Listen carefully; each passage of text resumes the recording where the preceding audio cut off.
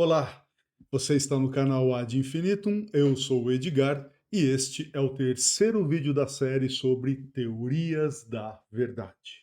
Ao longo da série nós iremos estudar as teorias coerentistas, teoria da correspondência, teoria pragmática e diversas outras teorias que talvez desperte o seu interesse. O que nós estamos fazendo nesse momento é a apresentação de um pano de fundo para todas estas teorias. E por isso estamos discutindo diversos conceitos que nos ajudarão a entender e apreciar como teorias da verdade distintas abordam e respondem de modos distintos aquela boa, velha e sempre presente questão: em que consiste dizer que algo é verdadeiro? O primeiro conceito que começamos a elucidar, ainda no vídeo anterior desta série, é o significado de uma expressão. E fizemos isto porque queremos, afinal de contas, entender o significado preciso da expressão é verdadeiro. Ora, refletir sobre o significado de expressões nos leva, mais cedo ou mais tarde, e no caso da nossa série, bem cedo, aos trabalhos de Frege. Nos seus trabalhos em filosofia da linguagem, Frege estabelece que a significação de uma expressão é articulada em torno de duas noções. Uma delas é a noção de extensão da expressão, também chamada de referência ou ainda de denotação da expressão. No vídeo passado, nós vimos quais são as extensões de sentenças, extensões de nomes próprios e extensões de predicado. Em particular, vimos que a extensão do predicado é verdadeiro é uma função e que, consequentemente, para algumas teorias, o problema da verdade pode ser identificado com o problema de descrever barra definir uma certa função. Qual função? Ora, a função que é a extensão do predicado é verdadeiro. Nesse vídeo, nós vamos nos dedicar à noção de sentido, que é o segundo componente da explicação de significação oferecida pelo Frege. Vale destacar que o propósito aqui não é a introdução sistemática da teoria freguiana, mas sim uma apresentação rudimentar e direcionada aos nossos propósitos da noção de sentido. Uma primeira aproximação que faremos é usar como sinônimos os termos sentido, conotação e intenção. Observe que tem um typo ali na tela, né? Onde está escrito denotação é claramente conotação. Daqui a pouquinho eu arrumo. Intenção aqui é gravada com S para enfatizar que nos preocupamos com algo objetivo. A intenção com S de uma expressão é o conteúdo informacional desta expressão.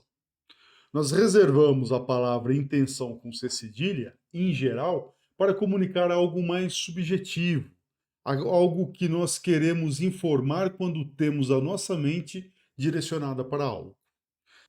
Vamos começar a elucidar o que nós queremos dizer com intenção com S. Muito bem, vou abreviar aqui a expressão vertebrado com coração por VCC e a expressão vertebrado com fígado por VCF. Nós sabemos, dos vídeos anteriores, que todo animal vertebrado que tem coração tem fígado. A recíproca também vale, isto é, todo vertebrado que tem fígado possui coração. Podemos então falar que um vertebrado possui coração se e somente se possui fígado. Ora, isso significa nada mais, nada menos que dizer que a expressão vertebrado com coração tem a mesma extensão da expressão vertebrado com fígado. Mas e o conteúdo informacional destas duas expressões? Será que ele é o mesmo? Você certamente há de concordar comigo que não são os mesmos conteúdos informacionais, não são as mesmas intenções que são comunicadas por estas expressões. Afinal, enquanto a expressão vertebrado com coração parece querer informar que se trata de um vertebrado com um dispositivo bombeador de sangue, a expressão vertebrado com fígado, remete que se trata de um vertebrado com um dispositivo para filtrar sangue. Assim, parece evidente que os conteúdos informacionais são diferentes e dizemos que as expressões VCC e VCF não são intencionalmente as mesmas, embora tenham as mesmas extensões. Um outro exemplo. As expressões estrela da manhã e estrela da tarde. Ora, estas duas expressões possuem a mesma extensão, pois, afinal de contas, a extensão destas expressões, o referente destas expressões é o planeta Vênus. Mas o conteúdo informacional comunicado por cada expressão é diferente. Afinal, o sentido de estrela da manhã é o de corpo celeste visível com a aurora, enquanto o sentido de estrela da tarde é corpo visível com o crepúsculo. Vou tentar elucidar ainda mais esse ponto. Quando você ouve, por exemplo, a expressão João acordou com a estrela da manhã, você certamente há de concordar comigo que a expressão estrela da manhã indica que o João é uma pessoa que acordou cedo.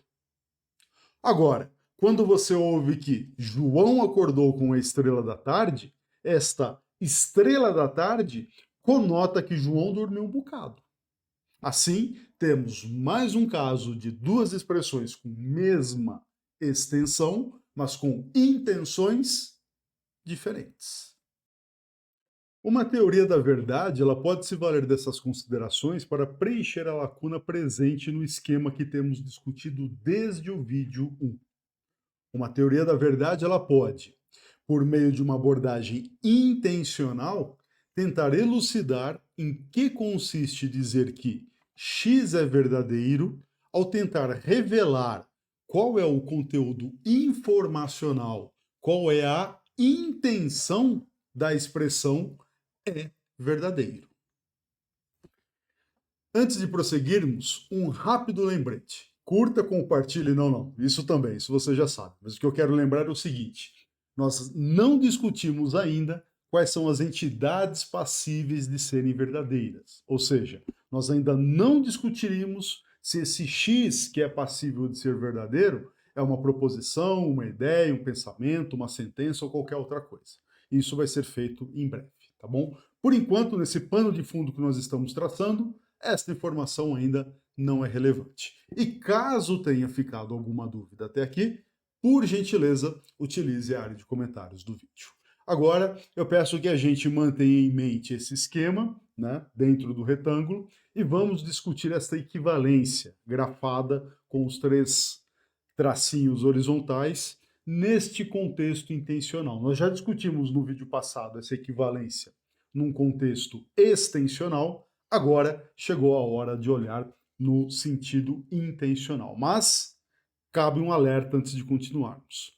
Até onde eu sei, não há uma noção de equivalência intencional que não seja colocada em disputa, não seja atacada e defendida, tá bom? Então é claro que nós não entraremos nessas disputas nessa série. Para nós, basta considerar que duas expressões são intencionalmente equivalentes quando comunicam o mesmo conteúdo informacional. Um breve parênteses, né? Se você está achando isso um pouco vago, né? Não me sobra alternativa a não ser concordar contigo e convidá-lo ou convidá-la a prosseguir com o vídeo para que os exemplos que virão ajudem a elucidar qual é a situação que nós estamos tratando. O que nós queremos dizer com conteúdo informacional, expressar o mesmo conteúdo informacional, ser sinônimo. Tá joia? A coisa está um pouco vago, mas não tem como fazer, ou pelo menos eu não vi como fazê-lo de modo mais coeso dentro de um vídeo de divulgação, tá bom? Então, vamos seguir com o nosso vídeo, com a nossa apresentação aqui da equivalência intencional. Por exemplo, as expressões tem um coração e tem órgão para bombear o sangue são sinônimas, comunicam a mesma informação e, consequentemente, são consideradas por nós intencionalmente equivalentes. Nós colocamos este I minúsculo em cima da relação de equivalência para indicar a equivalência intencional. Outro exemplo de expressões sinônimas são é solteiro e não é casado. Agora perceba que, como consequência da sinonímia, ter um coração é condição necessária e suficiente para ter um órgão bombeador de sangue. E de modo análogo, alguém é solteiro se e somente se este alguém é não casado. Essas considerações apontam, né, e isto é aceito sem grandes celeumas, que a equivalência intencional é mais forte que a equivalência extensional, o que pode ser dito de diversos modos. Por exemplo, toda vez que A e B são intencionalmente equivalentes, então também são materialmente equivalentes. Podemos dizer que A é extensionalmente equivalente a B sempre que A e B são intencionalmente equivalentes. Podemos dizer esta mesma coisa de um modo um pouco mais gráfico, de um modo um pouco mais visual, considerando que a coleção dos pares de expressões intencionalmente equivalentes está contida na coleção dos pares de extensões, nos pares de expressões extensionalmente equivalentes. Um exemplo típico dessa presente, né, que está presente uma, mas não na outra, são aqueles pares formados, por exemplo, por estrela da manhã e estrela da tarde. Vimos que são extensionalmente equivalentes, estão na maior, na mais fraca, mas não são intencionalmente equivalentes, não estão na menor, não estão na mais forte. Ora, uma teoria da verdade pode agora levar em conta estas considerações que acabamos de tecer e adotar uma abordagem intencional para a verdade que visa a busca por uma expressão que seja intencionalmente equivalente à expressão é verdade. Nesse momento, talvez você diga, opa, pera lá, Edgar, se a equivalência intencional ela é mais forte, por que todo aquele blá blá blá no vídeo passado sobre extensão? Ora, resolva o problema com uma abordagem forte para a verdade e ganhe de brinde a solução da abordagem fraca. Pois é, se você disser isso, você não estará de todo descoberto ou descoberta de razão. Mas eu vou tentar dizer por que é importante que nós tenhamos estas duas relações. Por que é importante que a gente tenha uma abordagem forte e uma abordagem fraca para o mesmo problema, tá bom? Mas antes de dizer o porquê, de não descartarmos, né, a versão fraca e ficarmos com as duas, nós vamos introduzir uma terceira equivalência que vai ficar justamente colocada entre estas duas. E para apresentar esta terceira equivalência, eu vou precisar fazer uma breve digressão acerca de mundos possíveis. Bem, como nós vimos, a equivalência extensional é consequência imediata da equivalência intencional. Afinal, uma vez que tem coração é sinônimo de tem dispositivo bombeador de sangue, temos que Kurt tem coração é condição necessária e suficiente para que Kurt tenha um dispositivo bombeador de sangue. E, portanto, as duas expressões são materialmente equivalentes. Mas cabe uma pergunta aqui. Será que há alguma noção de equivalência entre essas duas que nós discutimos? Eu já disse que sim, e usualmente também se entende que sim, que a equivalência intencional, ou seja, aquela que é a comunicação de um mesmo conteúdo informacional, ela demanda não apenas a equivalência material, mas algo mais. Demanda que esta equivalência seja, de certo modo, essencial. Mas, se nós estamos falando de essência, nós estamos, em última análise, queira ou não, falando de metafísica. E como que nós entendemos esta noção metafísica de essência? O Alfredo ele já deu a letra aqui no canal Ad Infinito. Como que a gente entende essencialidade dentro de um canal de lógica, né, e contemporaneamente em metafísica, olhando para as lógicas modais, olhando para modalidade de necessidade. E aqui no canal, vou deixar o link aqui em cima, tem um curso inteirinho de lógica modal feito pelo Alfredo, né? Mas por contexto desse curso, ou melhor, por contexto desta série, eu penso que a melhor maneira de nós entendermos uma essencialidade da equivalência material é através da noção de mundos possíveis. Ora, mas o que é um mundo possível, Edgar? Bem, talvez a nomenclatura mais adequada fosse universo possível. Mas é bastante padrão que se use o termo mundo possível, e por isso eu vou mantê-lo, tá bom? Um mundo possível é nada mais, nada menos do que uma entidade hipotética postulada para auxiliar o discurso sobre os diversos modos segundo os quais o universo, o mundo, poderia ser diferente do que ele é neste mundo material em que vivemos. O que eu quero dizer exatamente com isso? Bem, espero que os próximos exemplos ajudem a elucidar. Você certamente há de concordar comigo que o mundo material em que nós vivemos poderia ser diferente do que ele é. Podemos então considerar mundos, universos hipotéticos que podem concordar com o mundo, com o universo material em que vivemos em alguns aspectos e discordar em outros. Claro, eles podem também discordar ou concordar entre si.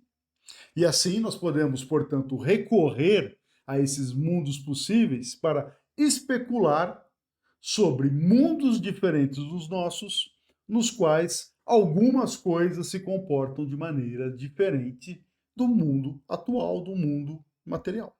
Por exemplo, nós podemos ter um mundo possível em que haja humanos, mas a fisiologia dos humanos nesse mundo possível é diferente da fisiologia dos humanos deste mundo material, né? Este mundo que nós vivemos, é claro, também, né, um mundo possível. Por exemplo, nesse mundo que nós estamos, os humanos escutam sons propagados em ondas sonoras com frequências entre 20 e 20 mil Hz. E nós enxergamos ondas eletromagnéticas com frequência entre 400 e 800 terahertz. Embora isto seja um fato da nossa fisiologia, nada nos impede de especular sobre um universo que seja em tudo semelhante ao nosso, exceto que a audição humana se estende dos 30 mil aos 50 mil Hz. Podemos falar também de um outro mundo possível em que os humanos enxergam de 20 a 32 terahertz. Ou seja, um mundo possível em que os humanos enxergam, neste mundo possível, a radiação térmica humana, por exemplo. Claro, a gente pode também considerar 3 mundos possíveis diferentes. Em um desses mundos possíveis, o Napoleão nunca existiu. Em outro deles, o Napoleão existiu e, diferentemente do nosso, venceu a batalha contra a Rússia. E num terceiro mundo possível diferente do nosso, bem, existiu um Napoleão, mas ele era um exímio fabricador de sapatos. Ora, não precisamos nos limitar a fatos fisiológicos ou históricos. Nós podemos considerar mundos possíveis em que o sistema solar tem apenas 3 planetas. Mundos possíveis em que a Via Láctea não existe. Ou ainda, mundos possíveis em que a Terra tem 3 satélites naturais. Podemos ainda considerar mundos possíveis em que as leis da natureza são diferentes. Por exemplo, em vez de se propagar em linha reta, a luz se propaga numa forma de zigue-zague, indo um pouquinho, avançando bastante, voltando um pouquinho, avançando bastante, voltando um pouquinho. Podemos ainda considerar um mundo possível em que a gravidade é diferente da nossa. É uma gravidade que atua apenas em corpos que têm massa superior a 100 kg. Se algo tiver mais do que 100 kg de massa, é atraído pela essa gravidade. Se tiver menos, flutua. Sei lá, tudo é permitido quando nós pensamos nesses mundos possíveis, quando nós discutimos como que as coisas poderiam ser de modo alternativo àquele modo como se apresentam para nós neste mundo material. Dito isso, existe também, claro, um mundo possível, hipotético, em que esta série está sendo gravada pelo Alfredo, e há Um mundo possível em que todos os canais sobre lógica no YouTube são desenvolvidos por pessoas que sabem lógica. Sim, chegou um momento polêmico. O Alfredo me disse que tem que ter uma polêmica para ter engajamento, então tá aí a polêmica desse vídeo aqui. Segundo o Alfredo, não segundo eu sou bem menos inteirado desses assuntos, mas segundo o Alfredo, ele me disse que existem canais de lógica em que a pessoa que comanda o canal nada sabe de lógica, né? Eu, claro, duvidei do Alfredo. Mas me diga aí, você conhece algum canal que é assim? Se conhecer, escreva na área de comentários do vídeo. Mas agora, voltando ao mundo material, em que esta série é seriamente conduzida por mim, eu coloco a seguinte pergunta. Ora, se as considerações sobre mundos possíveis são tão permissivas, existe alguma limitação para as configurações que impomos a um mundo possível? Existe alguma limitação para as especulações que podemos fazer acerca dos diversos mundos possíveis? O que você diria? Há alguma limitação ou não há limitação alguma? A resposta é sim, há. Há limitações para aquilo que nós podemos especular sobre os mundos possíveis. E que limitação é esta? A das impossibilidades lógicas. Não há mundo possível em que solteiro é casado. Nem há mundo possível em que algo é verdadeiro e falso. Também não existe mundo possível em que o que é redondo é quadrado. Perceba que não falamos aqui das palavras solteiro, casado, redondo, quadrado e por aí vai. Nós falamos de algo muito mais intrínseco às noções capturadas por estas palavras. Bem, nós introduzimos essa digressão sobre mundos possíveis para falar da necessidade da equivalência material. Vamos voltar agora à noção de necessidade. Segundo essa metafísica de mundos possíveis, possível é aquilo que é o caso em algum mundo possível. Ora, o que é um impossível? Algo é impossível quando não existe mundo possível em que este algo é o caso. E o que seria algo necessário? Algo é necessário quando é o caso em todos os mundos possíveis. Essas considerações sobre mundos possíveis nos permitem um olhar novo para as equivalências que já estudamos. Considere, por exemplo, que A é a expressão vertebrado com coração e que B é a expressão vertebrado com fígado. Já sabemos que A e B são extensionalmente equivalentes, mas não são intencionalmente equivalentes. Isso pode ser interpretado em mundos possíveis do seguinte modo. Vamos considerar 3 mundos possíveis. Né? Super criativo que sou, mundo possível 1, mundo possível 2, mundo possível 3. Ora, se o mundo possível 1 é como o nosso, então os vertebrados com coração são precisamente os vertebrados com fígado. Em uma linguagem semi-artificial, nós dizemos que a coleção dos indivíduos X, tais que X é vertebrado com coração, coincide com a coleção dos indivíduos Y, tais que Y é vertebrado com fígado. O mesmo acontece no mundo possível 2, mas isso não acontece no mundo possível 3. No mundo possível 3, existem vertebrados que possuem coração, mas não possuem fígado. Em outras palavras, nesse mundo possível 3, há vertebrados cujo sangue é bombeado, mas esse sangue não passa por um processo de filtragem. Você bombeia o sangue sem, sabe-se lá por qual razão, que tenha um órgão para limpeza, para purificação deste sangue, para a filtragem desse sangue. Neste mundo possível 3, o sangue não precisa ser filtrado. Desse modo, a extensão, ou se você preferir, a equivalência material, não é preservada nos diferentes mundos possíveis.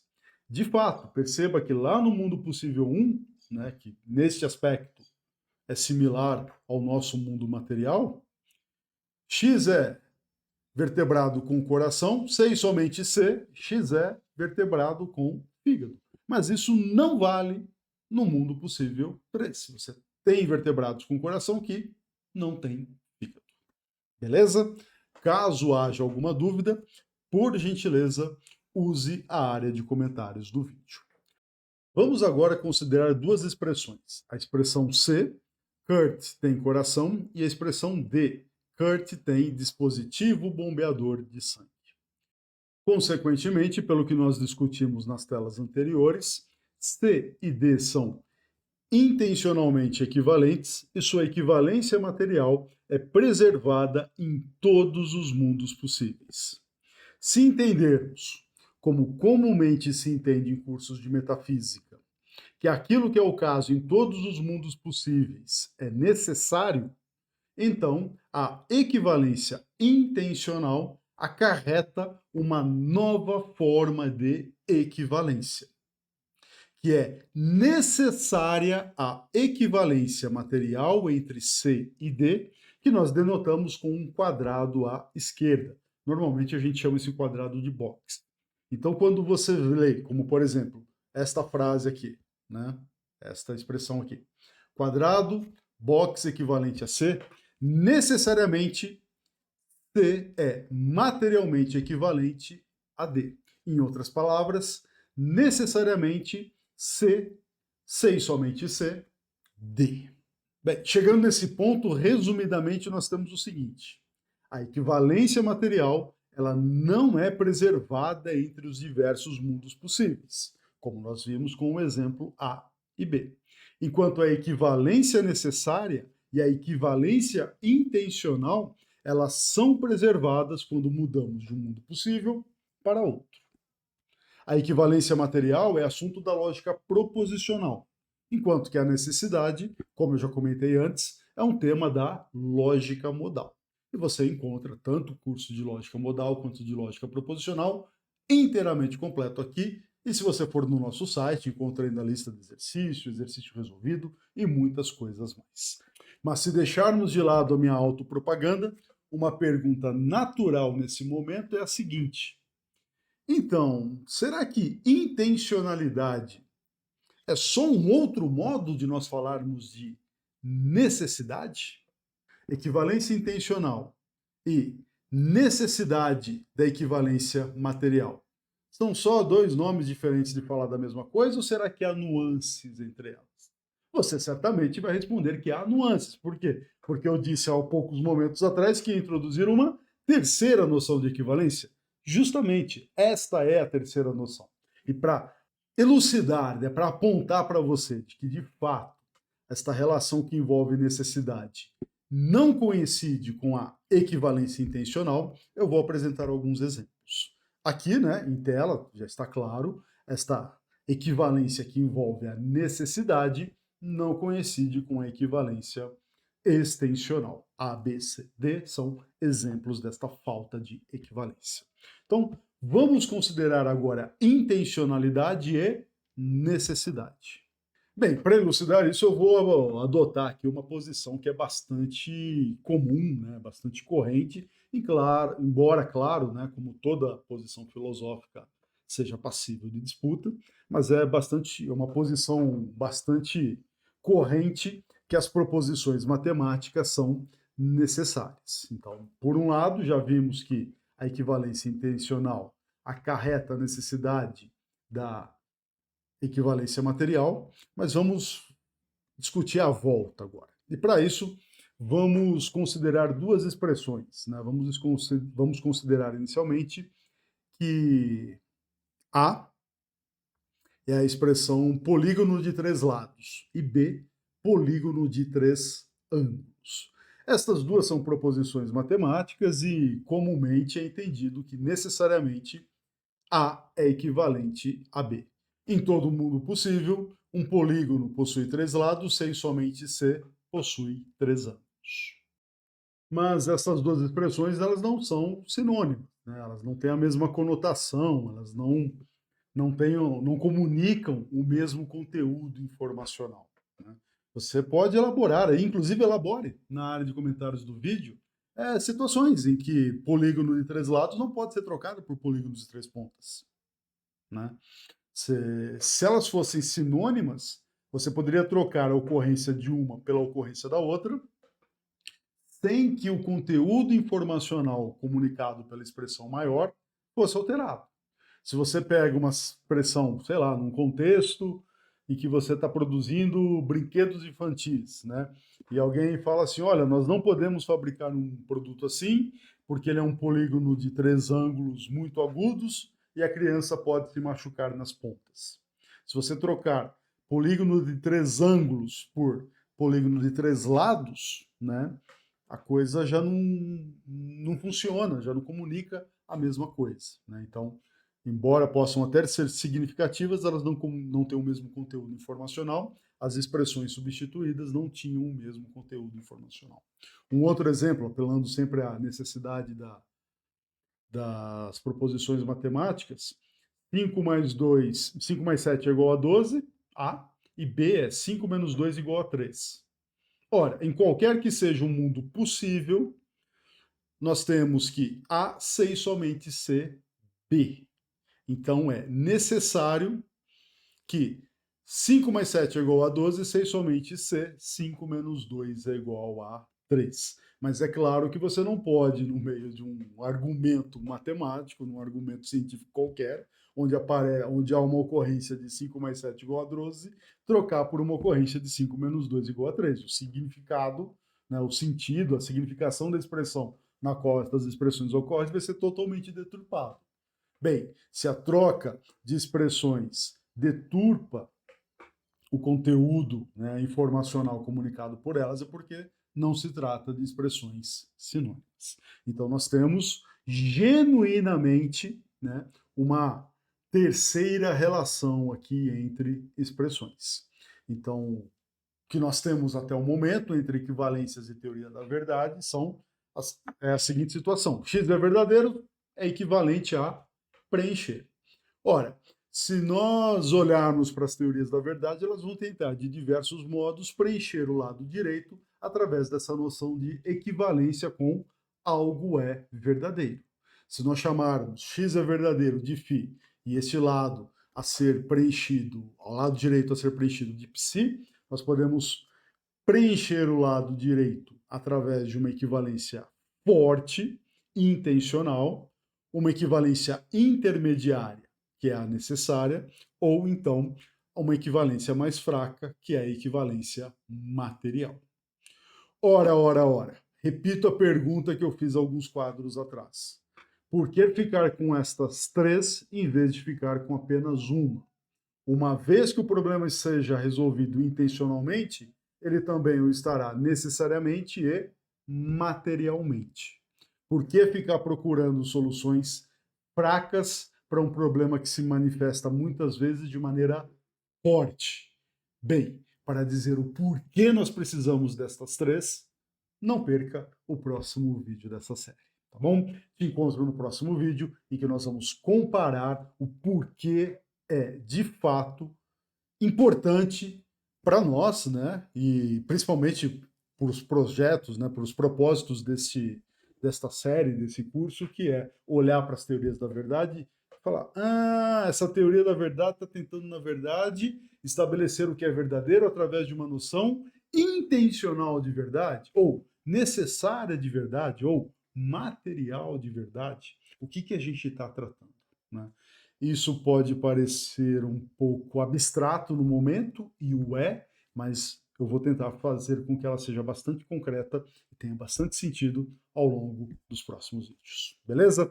Pessoal, a todo mundo que me acompanhou até aqui, muito obrigado, como sempre, pela companhia. Deixa aquele like, diz aí nos comentários qual é o canal de lógica do qual o Alfredo estava falando mal, os caras fazem vídeo lá, o Alfredo estava revoltadíssimo o dia que ficou sabendo desse canal. Tem mais seguidores que o Ad Infinito, ele ficou muito indignado. Vamos ver se você adivinha qual é aqui. Beleza? Um abraço, até a próxima e tchau.